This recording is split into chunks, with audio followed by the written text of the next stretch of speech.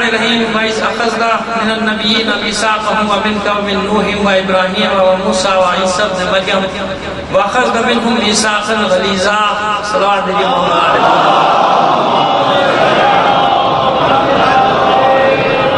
جیسا کہ آپ کے علم ہے کہ یہ آج کی مجلس برسی کی ہے برائے سارے ثواب سید علی جعفر زیدی ابن جعفر حسین زیدی. اس کے ساتھ ہی اس خانوادے کے دیگر نام بھی شامل کر لیجیے، یعنی سید جعفر حسین زیدی ان کے والد مرحوم، اور سید سبطین جعفر زیدی جناب حسین صاحب کے بھائی دوسرے، اور ان کی خواہر ہمشیرہ مرحومہ سیدہ آفور جعفر زیدی بنت سید جعفر حسین زیدی، سب کے سارے ثواب کے لیے سورہ فاتحہ پڑھ کر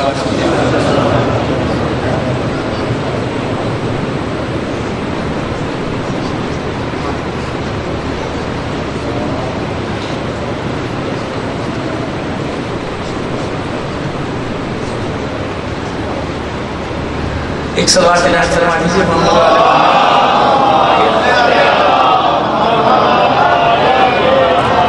اس سے بہتر نام میرا افطار کے بعد میں ایک سوال دیجیے.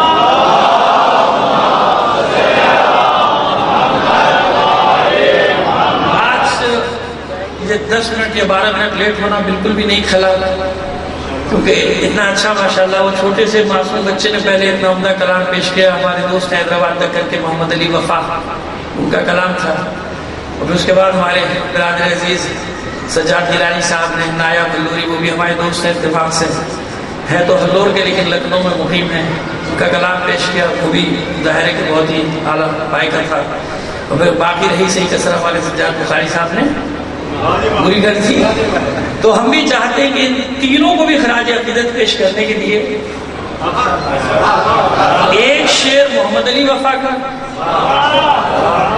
اور 2 شعر نایاب ہلوری کے، بلال کاظمی کا کلام میں نے پیش کر دیا، وہاں سے روایت یعنی فضائل کا آغاز کریں تو کیسا ہے؟ تو بچے کے پاس اشعار لکھے ہوئے تھے، لیکن اس نے بیچارے نے ہم سب کی خاطر مختصر پڑھے، تو جو شعر رہ گیا ہے وہ ایک شعر سن لیجیے کہ جو اس نے وغامل تھا کفار کا یہ لشکر، جو اس نے وغامل تھا کفار کا یہ لشکر، عباس کا آدھا تھا آدھا علی اکبر کا.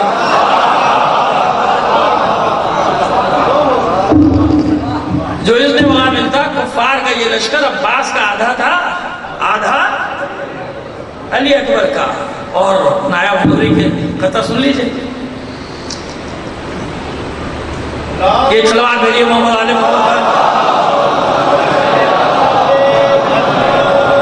یہ کہہ کے بوسے شہیدین محلقہ کے لیے، جناب علی اصغر کی شان میں، یہ کہہ کے بوسے شہیدین محلقہ کے لیے، کھلا ہے پھول مدینے میں کربلا کے لیے.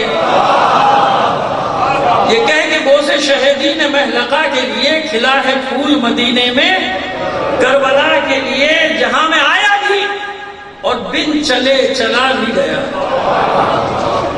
جہاں میں آیا بھی اور بن چلے چلا بھی گیا، زمین ترس گئی اصغر کے نقش پا کے لیے. زمین ترس گئی اصغر کے نقش پا کے لیے. صلوات دیجیے محمد علیہ محمد پر. وہ جہاں انہیں کے ہمارے بھائی برادر بزرگوار سجاد بخاری صاحب نے خدا ان کے طول عمر سب پڑھنے والوں آپ سب کے لیے بھی دعا یہی ہے. جہاں بات ختم کی آتے ہیں فرشتے کبھی، آپ سمجھ رہے ہیں کہ شاعروں کا مبالغہ ہے. آپ سمجھ رہے ہیں کہ شاعر کا مبالغہ ہے کہ آتے ہیں فرشتے کبھی جاتے ہیں فرشتے، خدام ہیں ازل سے ہی اس در کے فرشتے. یہ مبالغہ نہیں ہے. شاید آپ نے نہ سنا ہو، یہ روایت بنی پڑھی ایک بار. میں وہی اسی تو میں نے کہا کہ سب کو تھوڑا تھوڑا تحفہ دے کے جانا چاہتا ہوں. یہیں سے بات کا آغاز کروں گا. مل کر ایک بلند آواز سے صلوات بھیجیے محمد علیہ محمد پر.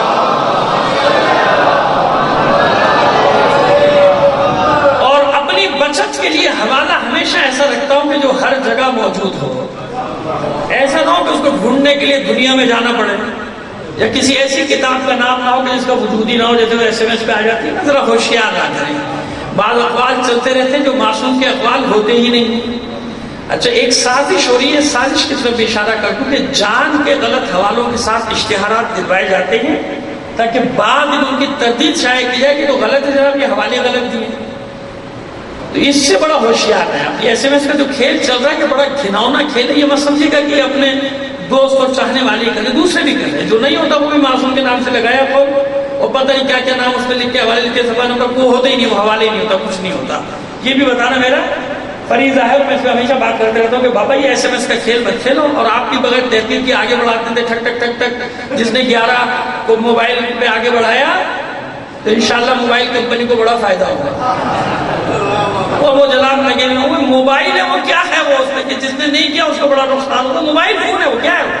جاپانیوں نے بنایا، کیا ہے؟ اب ڈر کے مارے بھیج رہا ہے، 5 کو نہیں بھیجا تو پتہ نہیں کیا ہو جائے گا، 10 کو نہیں بھیجا تو پتہ نہیں کیا ہو. یہ گیم چلتا ہے صبح سے شام تک، لاکھوں کروڑوں گھوم گھوم کے پھر میرے پاس واپس آ رہے ہیں، آپ کے پاس ہی واپس آ رہے ہیں. ان کا میٹر چل رہا ہے ٹھگا ٹک ٹھگا ٹک ٹھگا ٹک. ان کو جانتے ہیں بے وقوف قوم ہے جس نے ان حکمرانوں کو برداشت کیا. وہ موبائل کمپنی کی چالیں کیا سمجھے گی؟ کیا سمجھے گی؟ حقیقت بتا رہا ہوں، آپ کو اچھا لگے برا لگے، پتہ ہے بے وقوف ہے. ایک جو لگا دو دھندے سے صبح سے چھوٹے چھوٹے بچوں کے آدمی بندے لگاتے رہیں گے، ہمارے کروڑوں کروڑوں روپے بنتے رہیں گے. تو بابا کوئی تھوڑا سا شعور ہونا چاہیے آدمی کو. ایک صلوات بھیجیے محمد علی محمد پر.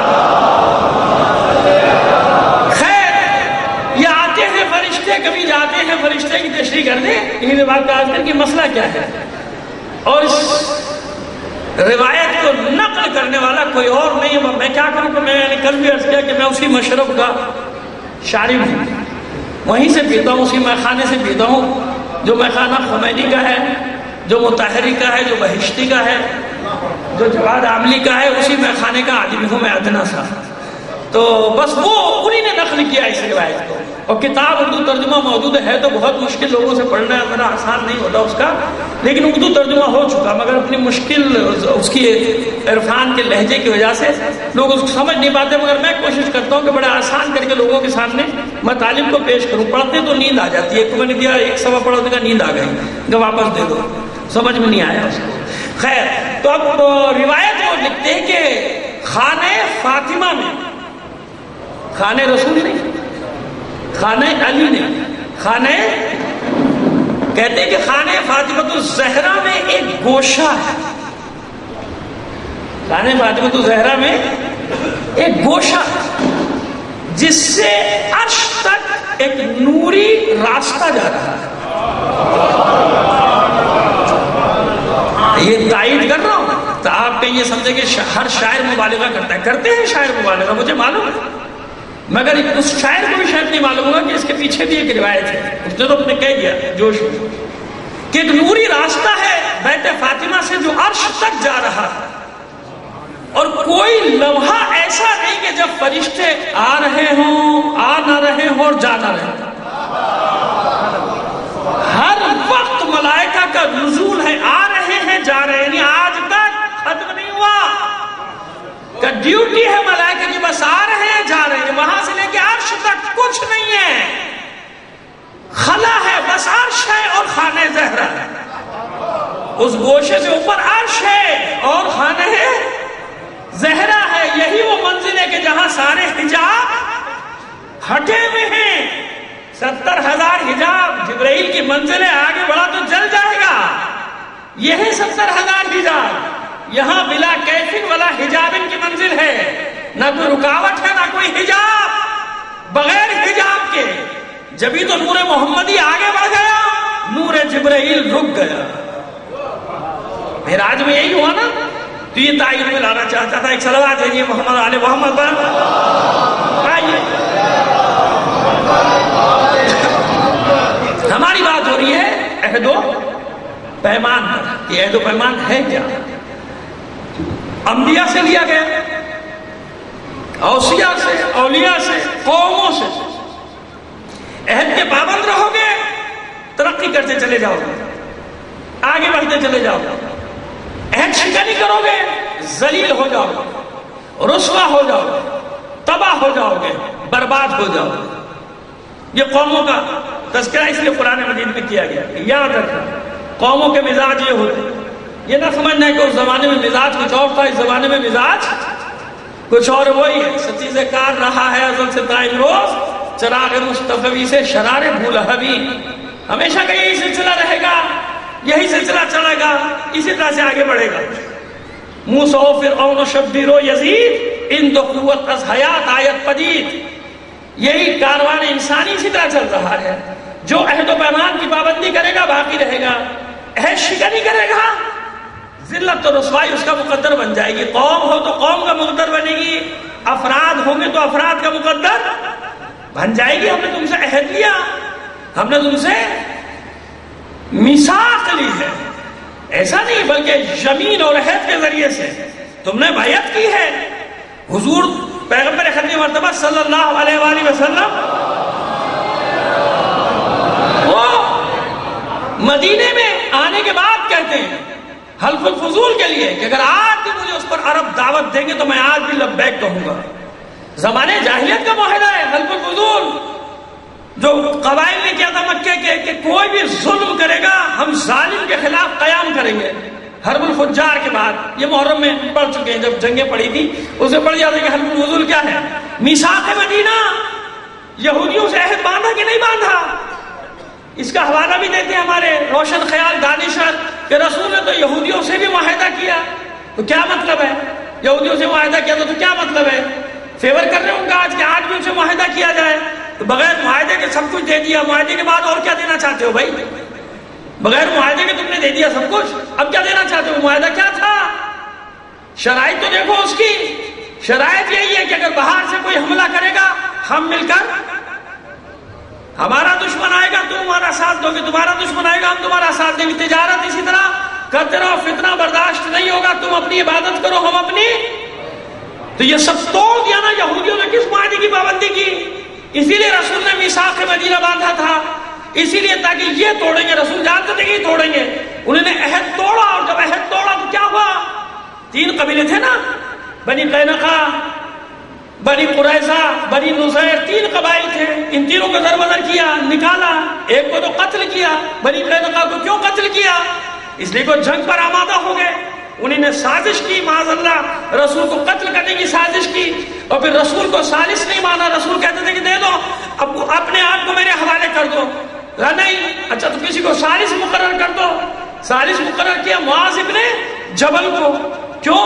اس لیے کہ معاہدے تھے ان کے ساتھ، تجارتی معاہدے تھے ان کے قبیلے کے ساتھ، یہودیوں کو یہ یقین تھا کہ نرم گوشہ رکھیں گے جان بچ جائے گی۔ لیکن جب انہوں نے کہا کہ رسول نے مجھے ثالث مقرر کیا ہے، قبیلے کے لوگ آ گئے، بنی اوس کے لوگ، اور بنی اوس کے تھے معاذ ابن جبل، اور بنی اوس نے کہا کہ بھائی ہمارے تجارتی معاملات ہیں، ذرا ہلکا ہاتھ رکھنا، کہا میں وہ فیصلہ کروں گا جو اللہ اور اس کے رسول کو پسند آئے گا۔ اور وہ خوش تھے، اور جب آ کے حکم دیا کہ ان کے مردوں کو قتل کر دو، تو اس میں حیرت کی کیا بات ہے؟ رسول نے کب حکم دیا قتل کا؟ یہ سزا ملی ان کو کس بات کی کہ رسول کو چھوڑ کے دوسرے کو ثالث بنایا۔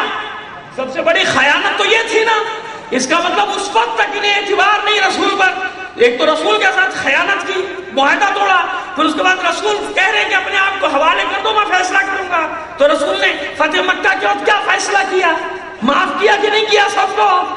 لہذا رسول سے خیانت کی سزا کہ رسول کو ثالث نہیں بنا رہے، ثالث بنا رہے دوسرے کو، تو دوسرا بھی تو رسول کا پروردہ ہے نا، معاذ ابن جبل۔ تو اس میثاق کی خلاف ورزی کس نے کی؟ یہودیوں نے، حضور نے نہیں توڑا۔ حضور تو حلف الفضول کے لیے کہتے تھے کہ اس حلف کے لیے مجھے بلایا جائے تو پابندی کروں گا۔ صلح حدیبیہ کی پابندی کی یا نہیں کی رسول نے؟ کس نے توڑی صلح حدیبیہ؟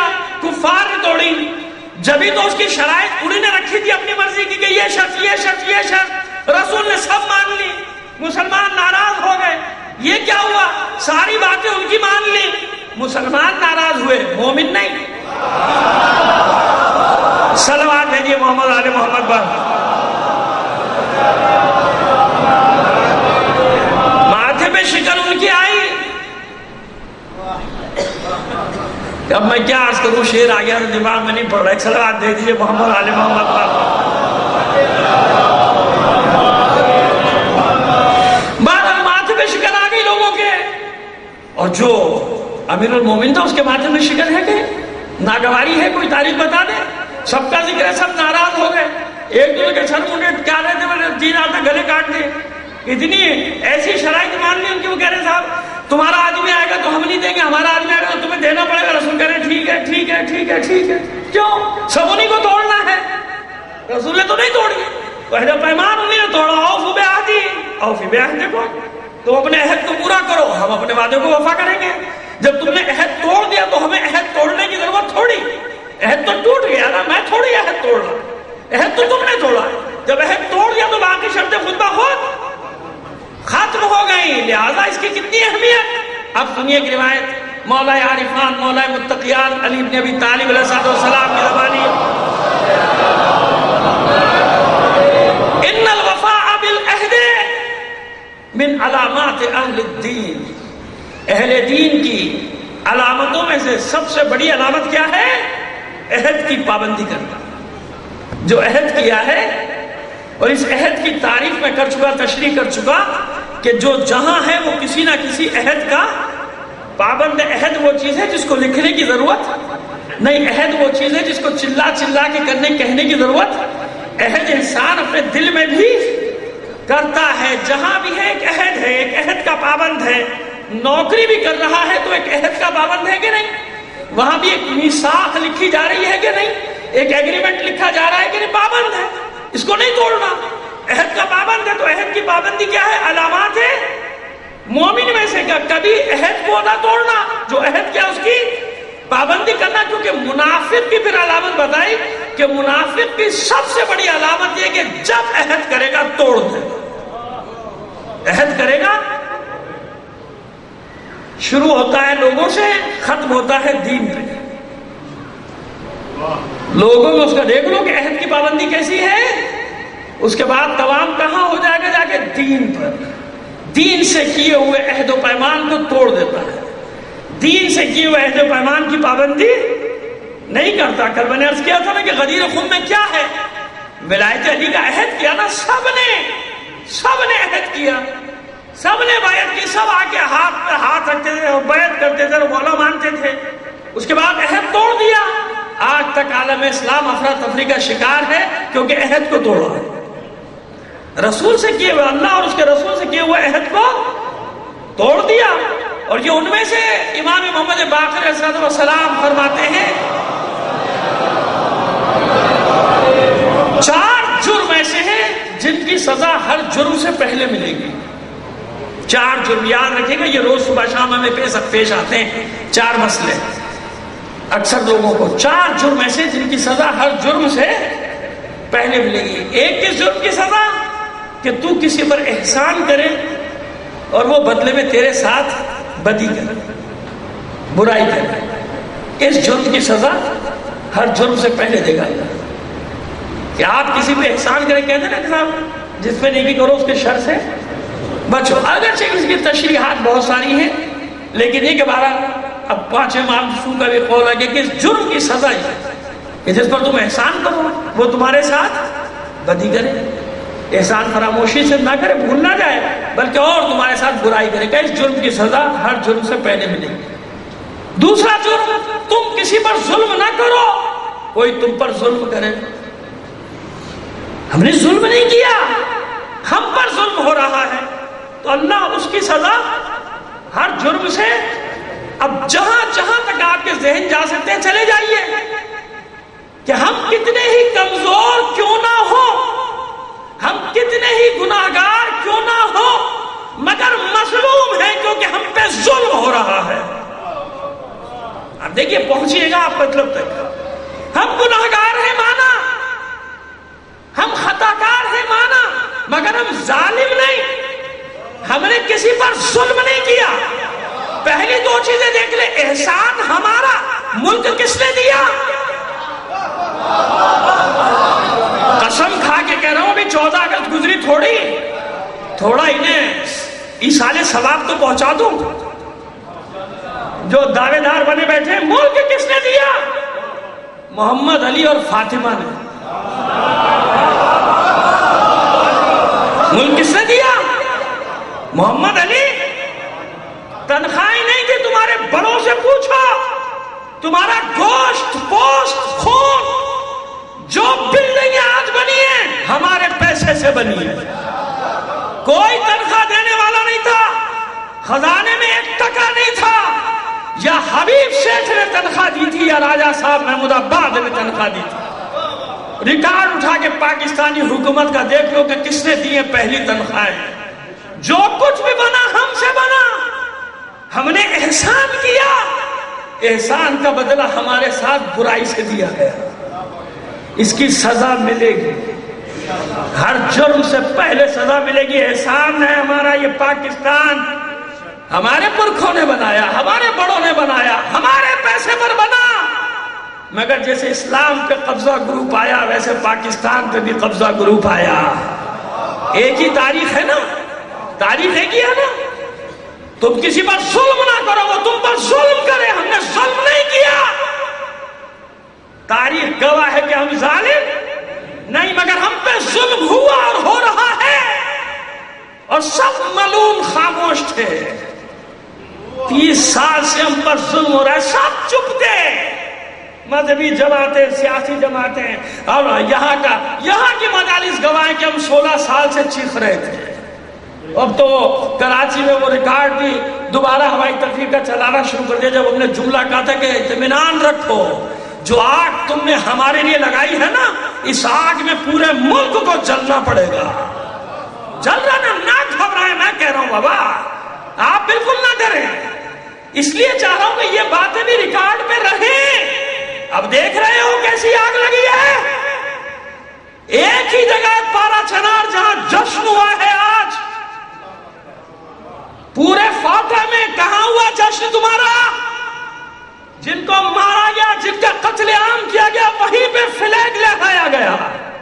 باقی ملک کا حال تمہارے سامنے, جو بلوچستان میں ہو رہا ہے, جو فاٹا میں ہو رہا ہے. اتنے زخم کھانے کے بعد بھی وہیں پہ تم چین سے بیٹھے ہو پارا چنار میں, اور کہیں تم چین سے نہیں ہو, صرف وہیں پر. تو ظلم ہوا ہے ہم پر. جس پر ظلم ہو اور اس نے ظلم نہ کیا ہو, اس کی سزا ملے گی. ملنا شروع ہو گئی. تیسرا جرم, اب آخری مجلس ہے نا, جو کہہ دوں سن لیجئے گا. تیسرا جرم جس کی سزا ہر جرم سے پہلے ملے گی, وہ کیا ہے کہ تم تو اپنا وعدہ پورا کرو, دوسرا اپنا وعدہ پورا نہ کرے. مکر اور فریب سے کام لے. کوئی معاملہ ہوا, ہم نے وعدہ کیا, آپ نے وعدہ کیا, ہم نے اپنا وعدہ وفا کر دیا, آپ چالاکی سے, مکاری سے اپنا وعدہ پوری کیے بغیر نکل گئے. تو سن لو حکمرانوں, جو وعدے کر چکے وہ بھی سن لو, جو وعدے کر رہے ہو وہ بھی سن لو. کہ وعدے کرنا آسان ہے, ووٹ لینے کے لیے سب آ جائیں گے. اس وقت بھی اسمبلیوں میں, قومی اسمبلی میں بھی 40 سے زیادہ بیٹھے ہیں ہمارے. کوئی بولا, اور کوئی بیچارہ بولا تو اس کو بولنے کے لیے نکلنا پڑا. معذرت کے ساتھ, میرا کسی سیاسی پارٹی سے تعلق نہیں, لیکن شیعہ ہے تو دل تو جلے گا. ایسے مرد تو بنو نا. 40 بیٹھے ہو, ووٹ لینے آتے ہو آبادیوں میں کہ ہم تمہارے مومن بھائی, اور جب چلے جاتے ہو بدبختوں اندر تو تمہیں پارٹی پالیسیاں یاد آتی ہیں کہ میں کسی بھی پارٹی کو, فلاں پارٹی کا ووٹ لینے آتے ہو کہ میں سید زادہ, میں مومن, میں شیعہ. کب تک یہ کھیل؟ اور جب چلا گیا پھر پہچانتا ہے آپ کو. کتنوں نے آواز اٹھائی اتنے قتل عام پہ, یہاں بھی بیٹھے صوبے میں کتنوں نے آواز اٹھائی. مفادات مفادات مفادات. اس کھیل سے باہر نکلو, پستے چلے جاؤ گے. اب آئے تو ذرا کھڑے تو ہو سامنے ایک بار کہ پہلے کیا کیا تھا. کٹتے رہے, مرتے رہے ہم, اور تم کہتے تھے پارٹی پالیسی, پارٹی اجازت نہیں دیتی. تمہیں تمہاری پارٹی اجازت نہیں دیتی, ہمیں ہماری پارٹی, حسین کی پارٹی اجازت نہیں دیتی کہ ہم دھوکہ کھائیں. ہمیں حسینیت اجازت نہیں دیتی کہ ہم تم سے دھوکہ کھائیں. تو یہ ایک وہ جرم کہ جو جرم وعدہ کیا اس کو پورا نہ کرے. میں نے تو وعدہ پورا کر دیا, وہ اپنا وعدہ پورا نہ کرے. اللہ کہتا ہے اس کو اسی وقت سزا دی جائے گی. امانت میں خیانت امانت دی جائے اس کو کھا جائے، خیانت کر لے تو اس کو سزا اسی وقت، یعنی ہر جرم سے پہلے اس کی سزا ملے گی۔ اب یہ امانت کیا ہے؟ اللہ نے تو قرآن کو بھی امانت کہا کہ ہم نے اس امانت کو دینا چاہا، سب نے لینے سے انکار کر دیا۔ امانت ہے نا۔ ولایت علی کو بھی امانت کہا، امانت ہے نا۔ کچھ اس کا بار اٹھا سکے، کچھ اس کا بار نہ اٹھا سکے، امانت ہے نا۔ اور سب سے بڑی امانت عزاداری، امانت ہے کہ نہیں؟ زہرا کی امانت ہے عزاداری شبیر۔ تو پوری دنیا میں کچھ دیکھ کے تو کائنات میں چنا نا اللہ نے کہ کس کو یہ امانت دینا ہے، امانت ہے نا۔ تو اس امانت سے خیانت، جہاں جاتا ہوں بچوں کو پیغام دیتا ہوں، خلوص خلوص خلوص۔ حسین کے معاملے میں ریاکاری نہیں چلتی، عہد ہے، عہد حسین کے ساتھ عہد ہے، مر جائیں، کٹ جائیں، جلا دیے جائیں، حسین تیری محبت سے ہاتھ اٹھانے والے نہیں ہم لوگ۔ لبیک یا حسین، لبیک یا حسین، لبیک یا حسین، لبیک یا حسین، لبیک یا حسین۔ اب یہ نعرہ تو لگ گیا، اب وہ ذرا سا ایک نعرے حیدری لگائیں تو مجھے مزہ آئے گا۔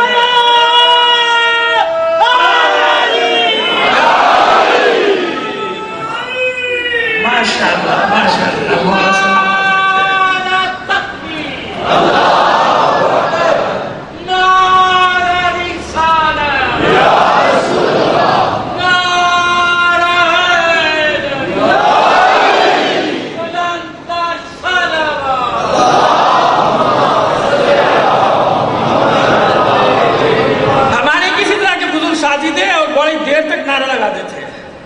تو لوگ ان سے بڑا مذاق کرتے تھے، افطاری کا وقت ہم سے ذرا نعرہ لگانا، ان کا بیچارے کا جب تک نعرہ ختم ہو افطاری ختم کر دیتے تھے۔ ایک صلوات بھیج دیجیے محمد آل محمد پر۔ یہ وہاں بڑی محترم غلام حسین صاحب ہیں اور حبیب احمد کے لیے دعا کرتے رہتے ہیں ہمیشہ۔ اب بیچ میں آ گیا ان کا ذکر، دوبارہ دعا کیجیے اللہ ان کو صحت و سلامتی دے۔ سب کی مومنین کی سلامتی کے لیے ایک صلوات بھیجیے محمد آل محمد پر۔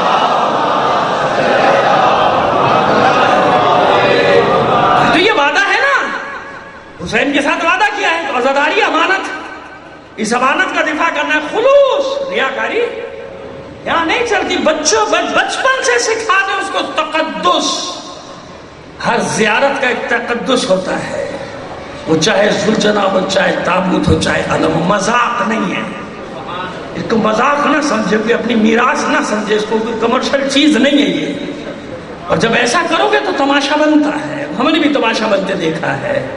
جب خلوص نہیں ہوگا تو تماشا بن جاتا ہے، نہیں نکالو، اگر تقدس نہیں ہے تمہارے پاس، اگر تم اس کا تقدس برقرار نہیں کر سکتے تو نہ کرو تقدس۔ اور تقدس کیسے پیدا ہوتا ہے؟ خلوص سے۔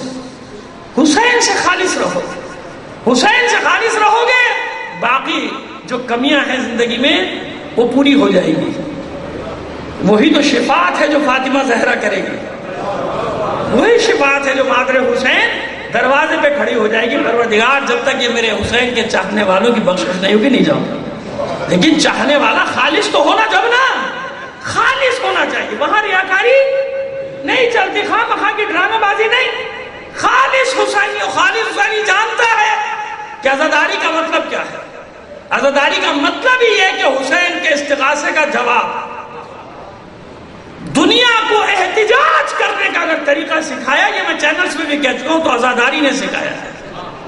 وہ حیران ہو کے کہتا تھا مجھ سے کہ وہ کیسے، وہ ایسے، میں نے کہا سنا، واقع کربلا سے پہلے بغاوتیں ہوتی تھی، احتجاج نہیں ہوتا تھا۔ پڑھ لیجیے گا تاریخ، چیلنج کر کے بات کر رہا ہوں، واقع کربلا سے پہلے بغاوتیں ہوتی تھی حکومتیں ختم کرنے کے لیے، غلاموں کی بغاوت، اس کی بغاوت، اس کی بغاوت، بیٹے کی بغاوت، باپ کی بغاوت، احتجاج نہیں ہوتا تھا۔ احتجاج سکھایا کربلا نے۔ پوری تاریخ بشریت میں سب سے پہلا احتجاجی جلوس کربلا کوفے کی بات نہیں کر رہا۔ کوئی کہہ سکتا ہے مجھے زبردستی لے جایا گیا تھا، کہہ سکتا ہے نا کوئی؟ تو یزیدی سپاہی لے کے گئے تھے اپنی مرضی سے. کیا سب سے پہلا تاریخ بشریت کا ریکارڈ بتا رہا ہوں کہ احتجاجی جلوس ہجری 356 میں بغداد میں اٹھا تھا. عاشور کے دن یزیدیت کے خلاف حسینیت کی حمایت میں. وہ دن ہے آج کا دن. آہستہ آہستہ پوری دنیا کو سمجھ میں آیا کہ جلوس کی شکل میں بھی احتجاج ہوتا ہے. اور مصیبت اور اس کا سب سے بڑا ثبوت یہ کہ جو جلوس کا مخالف ہے وہ ابھی جلوس نکال کے ہی مخالفت کرتا ہے.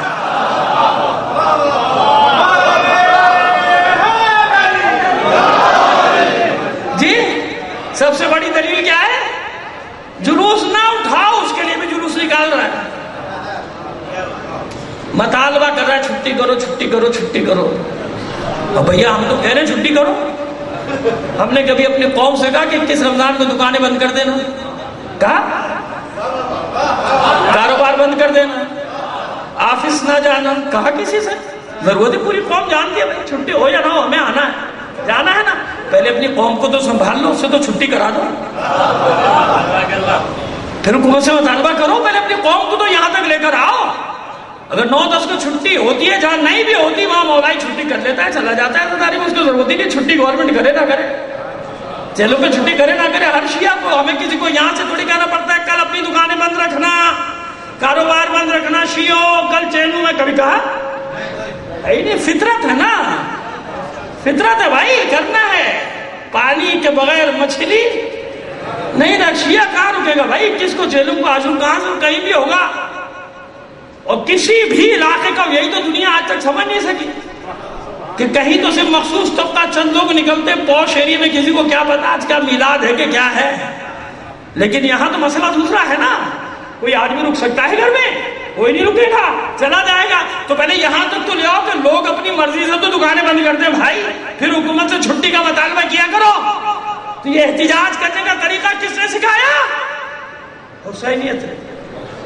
پوری دنیا کو بتایا کہ احتجاج کیسے ہوتا ہے. اور اتنا لمبا احتجاج تو کوئی کرتا بھی نہیں جتنا لمبا ہم کر رہے ہیں. 1400 سال سے گھسیٹ رہے ہیں ظالم کو. وہ کہتا ہے مار دیتا تو اچھا تھا، یہ مارتے نہیں گھسیٹتے زیادہ. گھسیٹ رہے ہیں نا. ایک کالم نگار نے لکھا تھا انہیں مت چھیڑو بھائی، صدیاں گزر گئی یزید کا پیچھا نہیں چھوڑا. ایسا نہ ہو تمہارا نام بھی گالی بن جائے میں تمہیں بھی یہ کھینچتے رہیں گے. کھینچ رہے نہیں کھینچ رہے. اب وہ جو ہوا میں بکھر گیا اسے دنیا بھول جائے، ہم نہیں بھولتے. ہمارا اس کا بڑا گہرا تعلق. میں نے کہا نا ان کو ایصال ثواب پہنچائے بغیر کیسے عہد و پیمان. میرا بھی تو عہد ہے کچھ، میرا بھی وعدہ ہے کہ اپنے عہد پہ قائم رہنا ہے. ان کو ایصال ثواب ضرور پہنچانا ہے.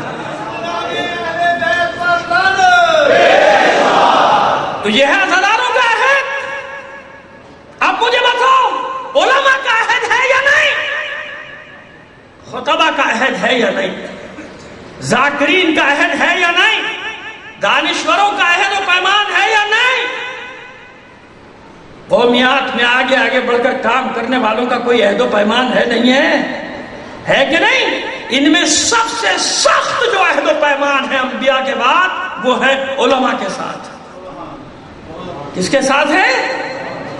مولا کائنات کا کتنا مشہور و معروف ناج البلاغہ میں قول ہے کہ اگر اللہ نے علماء سے یہ عہد و پیمان نہ لے لیا ہوتا کہ تم ظلم پر خاموش نہیں بیٹھو گے تو میں کب کا اس تخت خلافت کو ٹھوکر مار چکا ہوتا.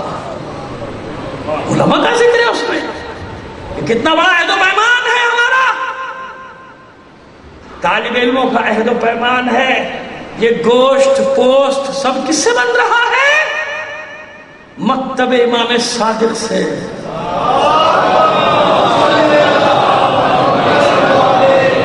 طالب علموں کا عہد و پیمان ہے. یہ کھا رہے ہو کیا ہے؟ کسی اور کا نہیں. کس کا مال ہے یہ؟ مال امام ہے نا بھائی. امام صادق کا مال ہے، امام زمانہ کا مال ہے. میرا وجود بن رہا ہے. کتنا میں خوش قسمت اور خوش نصیب انسان ہوں کہ براہ راست مجھ پہ میرے امام کا مال خرچ ہو رہا، تو میرا عہد و پیمان کتنا سخت ہوا، ظلم اور جبر کا دور دوہراؤں میں خاموش بیٹھ جاؤں؟ یہ حق ہے اس مال کا؟ خاموش بیٹھوں، آواز بلند نہ کروں؟ کہاں گیا عہد و پیمان؟ تو پھر جو عہد و پیمان پورا نہ کرے، خدا کا شکر ہے کہ ہمارے یہاں کی بات نہیں کر رہے، یہاں تو ماشاءاللہ اکثریت جو ہے وہ اپنے فرائض کو انجام دینے کی کوشش کرتی ہے، لیکن میں ویسے عمومی بات کر رہا ہوں، عام بات کر رہا ہوں، تو مجھے بتاؤ تو صحیح کہ قرآن مجید میں بار بار کون ہے جن کے لیے کہا گیا اکلوا السحت؟ انگاروں سے اپنے پیٹ کو بھر رہے ہیں، کھا جاتے ہیں، جہاں سے بھی ملے کھا جاتے ہیں، جیسا بھی ملے کھا جاتے ہیں۔ مجھے چڑھانے کے لیے ایک نے لطیفہ بھیجا تھا کہ میں چڑھ جاؤں گا، لیکن میں کیا کروں، سچی بات ہے میں کبھی چڑھتا نہیں۔ بتا رہا تھا کہ کون سی چیز کس سے زیادہ سخت، کس سے زیادہ سخت۔ میں نے ایک مجلس میں پڑھ دیا تھا 10 چیزیں ایک دوسرے جو زیادہ سخت ہیں، تو میں نے کہا شاید کوئی حدیث لکھ رہا ہے، آخر میں لکھتا ہے کہ موت سب سے سخت، اور اس سے بھی سخت ہے صدقہ جو موت کو کھا جاتا ہے، صدقہ موت کو کھا جاتا ہے۔ اس کے بعد اس نے مجھے لکھا کہ مولوی صدقے کو بھی کھا جاتا ہے۔ اب کوئی کہہ سکتا ہے ممبر پہ بیٹھ کے اتنی بڑی بات؟ مجھ میں ہمت ہے سچائی کا سامنا کرنے کی، کسی میں ہو یا نہ ہو، وہ منہ چھپائے کر کے بیٹھ۔ میرے پاس میسج آیا، میں نے اس کو سیو کر کے رکھا ہوا ہے، بھیجنے والے کو بھی میں جانتا ہوں، بہرحال جو بھی ہے اس نے تو مجھے مولوی سمجھ کے بھیجا نا، کہ موت سب سے سخت، صدقہ موت سے سخت، کا مولوی موت سے سخت، صدقے سے سخت، وہ صدقہ بھی کھا جائے۔ یوکل السحت، قرآن کہہ رہا ہے نا، آدھا دکھاؤ آدھا چھپاؤ والی بات نہیں، جو حق ہے وہ کہو۔ آئینہ دیکھنا بڑا سخت ہے، آئینہ دیکھو نا، پتہ چل جائے گا خد و خال کا کہ تمہارے اپنے خد و خال کیا ہے۔ یہ آئینہ ہے، جیسے اب آپ کو ذرا سا ہٹاؤں اس طرف سے، میں بھی ہٹوں ایک اور طرف لے کے جاؤں آپ کو، آئینے ہیں یہ 14، یہ 14 کیا ہیں؟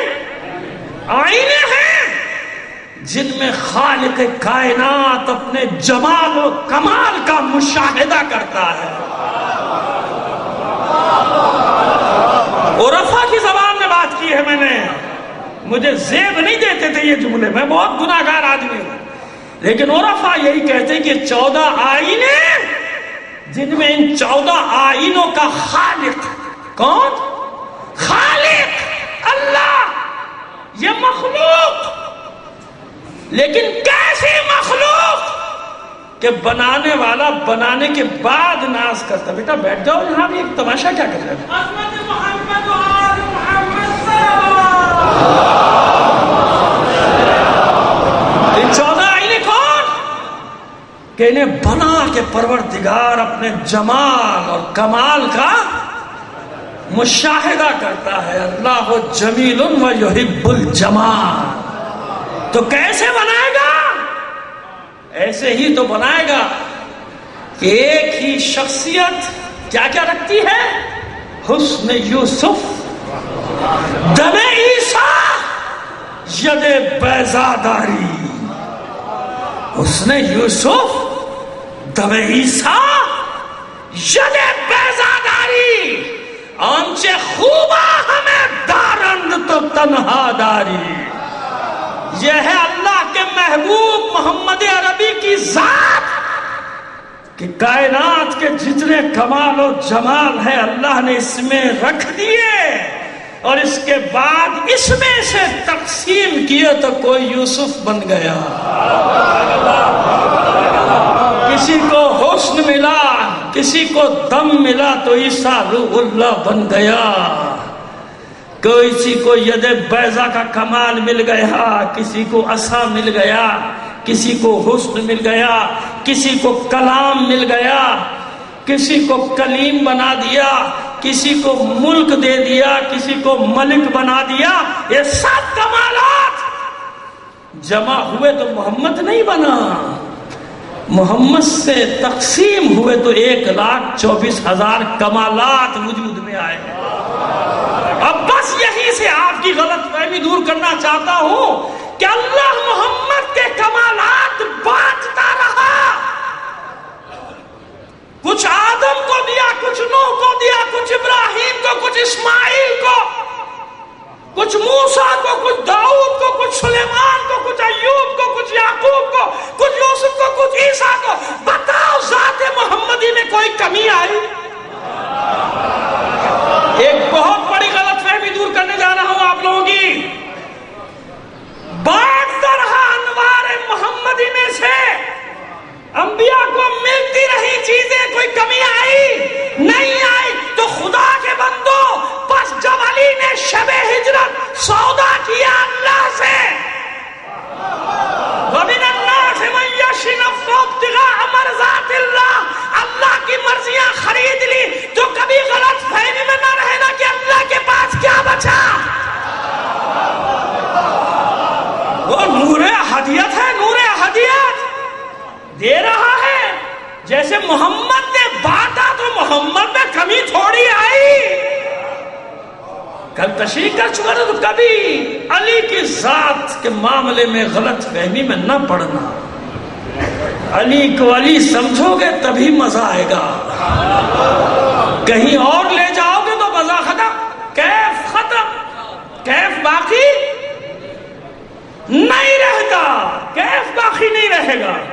لہذا جیسے محمد کے کمالات تقسیم، ارے علی نے اپنے کمالات تقسیم کیے کہ نہیں کیے؟ کیے علی نے. 11 امام ایک طرف، وہ ایک طرف. عباس جلال حیدری کا مظہر ہے یا نہیں؟ عالم غیر معلمہ علم علی کی مظہر ہے یا نہیں؟ گھر کی کنیز فضہ علم علی کی مظہر ہے یا نہیں؟ قمبر مظہر ہے کہ نہیں؟ کتنے آئینے علی نے اپنے دیکھنے کے لیے بنائے کہ جب علی کو دیکھنا چاہو یہ آئینے دے رہا ہوں، ان میں ڈھونڈو. جیسے اللہ کو ڈھونڈنے کے لیے یہ 14 آئینے، علی کو تلاش کرنے کے لیے قمبر، میسم، عمار، ابوذر، سلمان، فضہ. کہاں تک جاؤ گے؟ محمد ابن ابی بکر، مالک اشتر، عباس، محمد حنفیہ، ہے کہ نہیں؟ اس سلسلے سے چلو گے کبھی بھی غلط فہمیوں کے راستے کی طرف نہیں جاؤ گے. بنایا ہے، تخلیق کیا ہے، لہذا سب پر لازم ہے اپنی اپنی جگہ پر عہد و پیمان کو پورا کرنا. زمانہ کس طرف جا رہا ہے مجھے اس کی پرواہ نہیں. زمانے کے رخ پہ چلے تو کون سا کمال کر دیا. تاریخ انہی کو یاد رکھتی ہے جو زمانے کی ہوا کے رخ کو بدلنے کا عزم رکھتے ہیں. جو رخ بدل دے وہ زندہ ہے، نہ بھی بدل سکے زندہ ہے. لوگ کہتے ہیں طوفانوں کے مقابلے میں کھڑا تو رہا. طوفانوں کا مقابلہ تو کیا نا، پیٹ تو نہیں پھیری، ایجنٹ تو نہیں بنا، ٹاؤٹ تو نہیں بنا، آلے کار تو نہیں بنا. اپنی قوم کو ڈرایا تو نہیں، اپنی قوم کی ہمت بڑھائی. ان حالات میں کیا کام ہونا چاہیے ہمارا؟ قوم کو گھروں میں بٹھا دے، ان کی حوصلہ شکنی کر دے، ان کی ہمتیں پست کر دے، یا ان کو مورال دے. یہی تو وقت ہے کربلا کو سمجھانے کا. اس سے اچھا کون سا وقت ہے؟ یہی زمانہ ہے جب لوگوں کو بتاؤ کہ 72 کیا تھے اور تم کون ہو. یہ وہ زمانہ نہیں کہ مت نکلنا، مر جاؤ گے، ہلاک ہو جاؤ گے، مروا دیں گے، تباہ کروا دیں گے. ویسے تو تجھے مرنا ہے نہیں کبھی. ویسے تو بڑا اپنے آپ کو زندہ سمجھ رہا ہے، زندہ لاشوں سے بدتر ہے تو. میرے مولا کا قول ہے کہ چلتی پھرتی لاشیں ہیں انسانوں کے درمیان، اور کتنے ہی لوگ جو مر گئے مگر مردہ نہیں ہے، زندہ ہے. عارف حسینی کی طرح کوئی کہہ سکتا ہے عارف حسینی مر گیا؟ زندہ ہے. کیوں؟ اس لیے کہ اس کے لہجے کی جھنکار زندہ ہے، اس لیے کہ اس کی للکار زندہ ہے، اس لیے کہ اس کے پکارنے کا انداز زندہ ہے. وہ نہیں مرا. مردہ وہ لوگ ہیں جو موت سے ڈرتے ہیں. یہ نہ کرنا، وہ نہ کرنا، ایسا نہ کرنا، یوں ہو جائے گا، وہ ہو جائے گا. ویسے تو کچھ ہو نہیں رہا. کیا کچھ نہیں ہو رہا؟ کتنی عزت افزائی ہو رہی ہے ملک میں قوم کی. تو کیا کام ہے؟ کس کا کام ہے؟ لوگوں کو ڈرا دو، ہمتیں پست کر دو، اس سے کہوں چھوڑ جاؤ پاکستان، بھاگ جاؤ، رہنے کے قابل نہیں رہا، اب کوئی سہارا نہیں رہا، چلے جاؤ. یا کہوں نہیں، ہمارا ہے ملک، ہمارا ہے پاکستان، بھاگیں گے یہاں کے دشمن. ہم کیوں بھاگیں گے؟ ہم اپنی مٹی کا دفاع کرنا جانتے ہیں بھائی. اس لیے تھوڑی گھروں کو لٹا کے آئے تھے کہ لٹیروں کے حوالے کر دیں اپنا نشے مت. لیکن ذمہ داری سب کی ہے یا نہیں؟ عہد و پیمان ہے کہ نہیں؟ تو ڈرنا نہیں ہے. خوف کو نکال کے پھینک دو دلوں سے. خوف زدہ وہ ہوتا ہے، ڈرتا وہ ہے جس کے پاس کربلا نہ ہو. ہمیں کسے ڈرنا ہے بھائی؟ حسین، پھر عہد کو دوہرا رہا ہوں، حسین کاش کربلا میں ہوتے، تجھ پہ اپنی جان لٹا دیتے.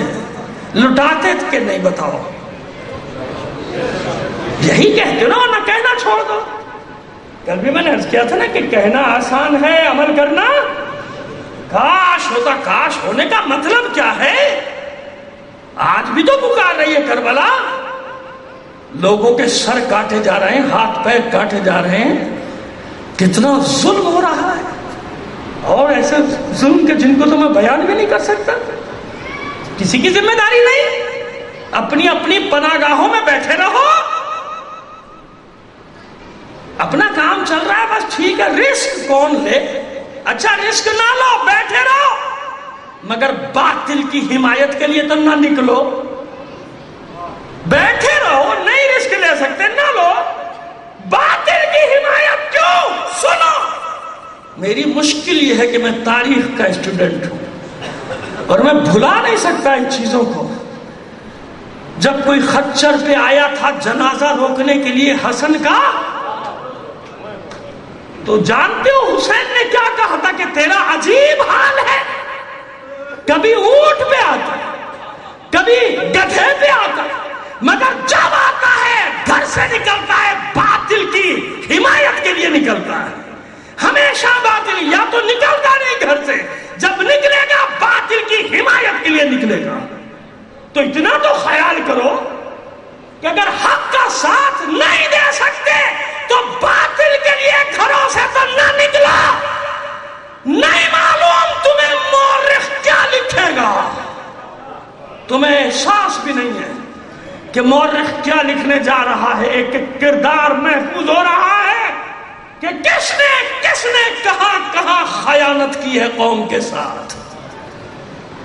یہ وقت ہے قوم کو ڈھارس دینے کا، حوصلے دینے کا، ہمتیں دینے کا. مت ڈرو، کیا ہوگا؟ نہیں جینے دیں گے عزت سے، مر جائیں گے عزت کے ساتھ. ہے ہاتھ منا ذلت بہت دور ہے ہم سے. سن لے دنیا، ہمیں کوئی ذلیل نہیں کر سکتا. ہم حسین والے ہیں، ہم علی والے ہیں. ہے ہاتھ منا ذلت، ہے ہاتھ، ہے ہاتھ، ہے ہاتھ، دور ہے. یہ مکاریاں، یہ چالاکیاں کچھ نہیں بگاڑ سکتی اس قوم کا جو عزت سے مرنے کے لیے گھروں سے نکل آئے.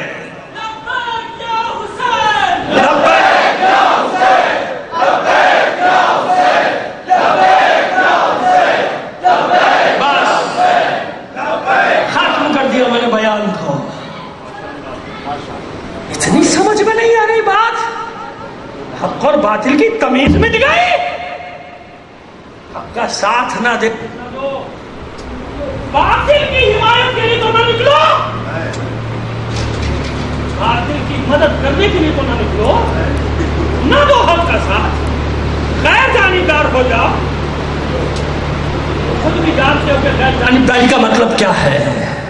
نہ دو حق کا ساتھ، باطل کے لیے تو نہ نکلو۔ تب مٹ گئی حق اور باطل کی، اب میری آواز جائے گی، آپ چھوڑو، تمیز مٹ گئی حق اور باطل کی، معیار ختم ہو گیا حق و باطل کا، معیار نہیں معلوم ہے کیا؟ سب معلوم ہے، سب پڑھا ہے، سب جانتے ہیں، سب کو معلوم ہے حق اور باطل کا معیار کیا ہے، مگر دنیا نے پیر جکڑ لیے، دنیا نے پیر پکڑ لیے، کہیں حسد، کہیں بغض، کہیں ایک دوسرے سے مخالفت اور کہیں خالص مفادات۔ سب کو مرنا ہے، سب کو مرنا ہے، ان قریب سب جان لیں گے حق کیا تھا اور باطل کیا تھا، سب جائیں گے اللہ کی بارگاہ میں، کوئی سرخرو جائے گا، کوئی شرمسار جائے گا، مر سب جائیں گے، کوئی نہیں بچے گا۔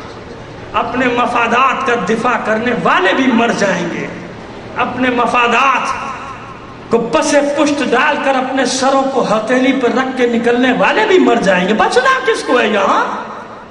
دنیا سرائے فانی ہے، سب کو چلے جانا ہے، کوئی نہیں بچے گا، نہ میں نہ آپ کوئی زندہ رہے گا، لیکن ہاں جانا ہے، اللہ کی بارگاہ میں جانا ہے۔ یقین ہے یا نہیں؟ یا وہ فکر ہے کہ یہ نقد ہے وہ ادھار؟ وہ فکر ہے تو وہ بھی فیصلہ کر لینا کہ وہ کیا ہے۔ کس کی فکر تھی یہ کہ جو ابھی ہے یہ نقد ہے، جنت دوزخ ادھار؟ نہیں، ہمارے لیے ادھار نہیں، ہمارے لیے یہی نقد ہے، جو آخرت کا وعدہ ہے نا، یہی نقد ہے۔ اسی لیے نقد جالے کے میدان میں نکل آئے ہیں، کیونکہ یہی نقد ہے ہمارا، ہمارے پاس کچھ نہیں۔ ذلت کے ساتھ ہمیں نہیں جینا۔ علی اکبر نے میدان کربلا میں یہی تو پوچھا تھا حسین سے، بابا ہم حق پر ہیں نا؟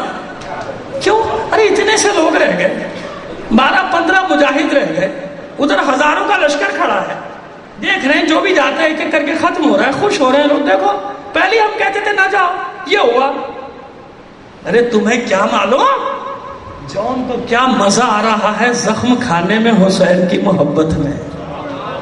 اس لذت کا تمہیں کیا معلوم جو زہیر بن قین کو ملتی ہے حسین کی نصرت میں؟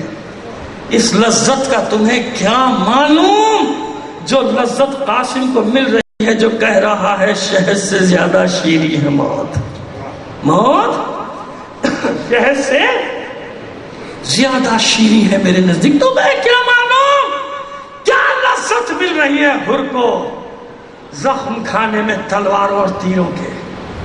اس لیے علی اکبر نے دیکھا 10-12 رہ گئے، بابا سے پوچھا بابا حق پر ہے نا؟ علی حسین نے سینے سے لگا کہ کہا میرے لال حق پر ہے، اللہ جانتا ہے ہم حق پر ہیں۔ اپنے بابا کے ہاتھ کو بوسہ دے کے علی اکبر نے کہا بابا پھر کیا پرواہ، پھر کیا پرواہ، مار دیے جائیں، ٹکڑے کر دیا، حق پر ہے نا۔ اصل معیار یہ نہیں ہوتا کہ کون کس کے ساتھ ہے، اصل معیار ہے حق ہے یا نہیں، اس ملت مظلومہ کا حق ہے یا نہیں کہ اس کا ساتھ دیا جائے، ان شہداء کے ورثہ کا حق ہے یا نہیں کہ ان کو ڈھارس دی جائے، ان زندانوں میں پڑے ہوئے غلام رضا نقوی جیسے لوگوں کا حق ہے یا نہیں کہ میں ان کا ذکر کروں، ضمیروں کو جھنجھوڑوں، حق ہے یا نہیں؟ بتاؤ، یہ حق ہے نا؟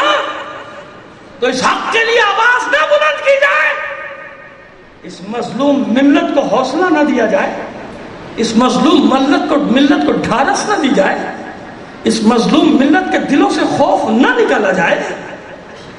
عزت سے مریں گے، مرنا ہے نا، مل کے مریں گے، لیکن کوئی یہ نہیں کہہ سکا کہ بھاگتے ہوئے مرے، کوئی یہ نہیں کہے گا کہ بزدلوں کی طرح مارے گا، کوئی یہ نہیں کہے گا کہ ظالموں کے ہاتھ میں ہاتھ دے دیا، کوئی یہ نہیں کہہ سکے گا کہ بیعت کر لی ظالم کی، سیکھا ہی نہیں، خون میں نہیں ہے، ہو نہیں سکتا کہ ظالم جابر اور قاتلوں کے ہاتھوں میں ہاتھ دے دیں، ہو نہیں سکتا۔ ورنہ پھر کربلا کیا ہے؟ کربلا اسی کا تو نام ہے کہ گرا تو تیروں پر، اٹھا تو نو کے نیزہ پر، گرا تو تیروں پر، اٹھا تو نو کے نیزہ پر، زمین پر بھی آتا کیسے کہ آسمان تھا وہ۔ کوئی گرا سکتا ہے حسین کو؟ کوئی جھکا سکتا ہے حسین کو؟ جھکانا چاہا تھا جس سر کو شام والوں نے شکست دیکھی ہے، اس سر کو خود اٹھا کے چلے۔ حسین ہے حسین، کوئی جھکا سکتا ہے اس کو؟ کربلا میں ایک ہی سر جھکا ہوا نظر آیا بس، ورنہ کسی کا سر نہیں جھکا، سب کے سر نیزوں پہ اٹھے ہیں۔ ایک ہی سر ہے جو جھکا رہا، کوفے میں بھی شام میں۔ میرے بھائی نے عباس کا ذکر چھیڑ دیا تھا، دونوں تینوں ہی نے، تو اس نے بھی سوچا کہ وہیں پہ آج کی مجلس کو ختم۔ ایک ہی سر ہے جو نہیں جھکا، جھک گیا، باقی سب نیزوں پہ بلند ہوئے، ایک سر جھکا بس۔ کیوں جھکا؟ کس کا سر تھا یہ؟ جب کوفے میں داخل ہوئے یہ اسیروں کا قافلہ، کوفے والوں نے دیکھا کہ سب مقتولین کے سر نیزوں پر ہیں اور ایک سر حیوان کی گردن۔ عزیزوں میں آپ کو بتا دوں کہ میں خود نہیں پڑھ سکتا سخت روایات، میں آپ کو کیا سناؤں؟ تو یہ جو روایت جو میں نے پڑھی ہے یہ میں بہت آسان کر کے پیش کرتا ہوں، جو الفاظ ہیں میں وہ نہیں پیش کرتا کیونکہ میں اس کو پڑھ نہیں سکتا، میں آپ کو کیسے سناؤں؟ اتنی سخت روایت ہے۔ ایک ہی سر ہے جو حیوان کی گردن میں ٹنگا ہوا۔ پوچھا سپاہیوں سے کہ تم نے سب کے سر نیزوں پہ بلند کیے، اس سر کو حیوان کی گردن میں کیوں ٹانگا؟ ہم نے نہیں ٹانگا، ہم نے نہیں ٹانگا۔ پھر کیا بات کہ جب اس سر کو نیزے پہ بلند کرتے ہیں نیچے گر جاتا ہے۔ جب اس کو بلند کیا گیا یہ زمین پہ آ گیا۔ آخر ہے کس کا سر یہ لشکر کے علمدار عباس کا سر ہے۔ بس یہ ایک سر ہے جو بلند نہیں رہا، جھکا، عباس کا سر ہے۔ کیوں؟ اب مجھے نہیں پتا کیوں، لیکن دو تجزیے آپ کے سامنے پیش کر سکتا ہوں، تجزیے روایت نہیں، دو تجزیے پیش کر سکتا ہوں کہ یا تو یہ وجہ ہے کہ عباس کو یہ ڈر ہے کہ میرا بھی سر نیزے پہ ہے، مولا کا سر بھی نیزے پہ ہے، کسی موقع پہ وہ نیزہ بلند نہ ہو جائے جس پہ میرا سر ہے، مولا کے سر والے نیزے سے بلند نہ ہو جائے۔ اور یہ دوسرا تجزیہ یہ ہو سکتا ہے کہ عباس کو یہ خوف ہو کہ کہیں ایسا نہ ہو جس کے ہاتھ میں نیزہ ہو اس کا ہاتھ گھوم جائے اور میری نظروں کے سامنے زینب و ام کلثوم کے کھلے ہوئے سر آ جائے۔